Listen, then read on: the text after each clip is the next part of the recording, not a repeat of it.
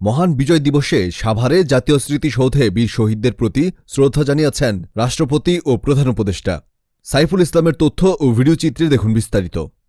মহান বিজয় দিবসে সাভারে জাতীয় স্মৃতিসৌধে বীর শহীদদের প্রতি শ্রদ্ধা জানিয়েছেন রাষ্ট্রপতি মোহাম্মদ শাহাবুদ্দিন ও অন্তর্বর্তী সরকারের প্রধান উপদেষ্টা ড. মোহাম্মদ ইউনূস। সোমবার 16 ডিসেম্বর সকাল 6:30টায় প্রথমে রাষ্ট্রপতি এবং পরে 7:15টায় প্রধান উপদেষ্টা ফুল দিয়ে শ্রদ্ধা জানান।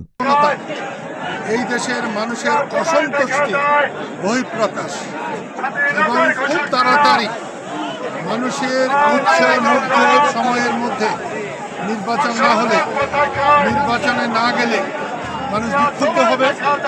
শেখ হাসিনার প্রতি যেমনি বিক্ষুব্ধ হয়েছে তার চেয়ে হয়তো বেশি। আচ্ছা, রাজনৈতিক ছোট করেন সুন্দর দল উপহার দিবে, যে দলের মধ্য দিয়ে বাংলাদেশের সেই ৭১-এর পরে ৭২